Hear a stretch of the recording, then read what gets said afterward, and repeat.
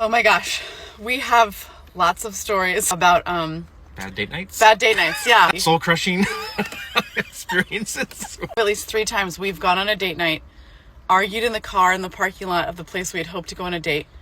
One of us ended up crying, or both, and then we just left. Just drove We home. just- Like, how was it? Like, swell. So how many times have you cried on date night? Just let us know in the comments. And part of it, though, is about not having enough support, I think, right? Like, we didn't go Yeah. on with regular date night because we didn't build community for that. Like, No, didn't- we were raising 4 kids without any support or community, and so I would say for the first 10 years we were parents, we went on a date night once a year. So when it happened, I'd have all these expectations of it needing to be a Yes. special thing. And he was like, put all this pressure on, like, it's the one time we get to do this. And I was kind of like, we never even get to think our own thoughts. Yeah. I'm not putting any pressure on ourselves right now. I'm so busy leading up to the date that I was like getting things ready for a babysitter or making sure the babysitter could come. Babysitter thing's a big one. Kind of that patriarchal thinking. I just thought that's your responsibility to kind of find the babysitter. That's not fair. Put too much burden on you to the extent where you didn't know what you wanted to do on the date necessarily because it'd been so chaotic getting there. I thought, oh, I'll plan the date night, but it wouldn't be something that really had That I would taken you even into like account. to do. Right. I thought we were going to see a movie.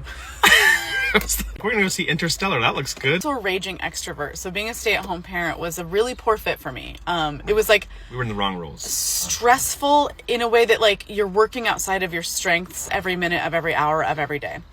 So I did not want to go sit alone in a dark room where like essentially what I did all day was the equivalent of sitting alone in a dark room all day. Like being at home or not around human beings and not like around people was my own personal version of hell, to be honest. And so I was like, why would I want to go sit alone in a So you dark thought we were room? going to go to a restaurant, I think, and just kind of Yes. like have a meal and be around people. Yeah. And I picked a job being a social worker as a raging introvert. Yes, It he's would a take raging all introvert. of my energy. And like, why would I want to spend my time around people for all these expectations of the things we were supposed to do and didn't really take a look at who we really were?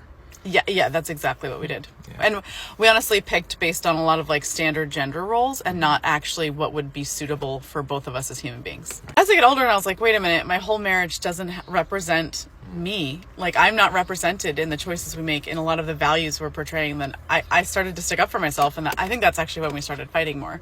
But also getting healthier. I mean, Yeah. And I think that some people ask that, like, are you guys happier now? I'd say we're healthier.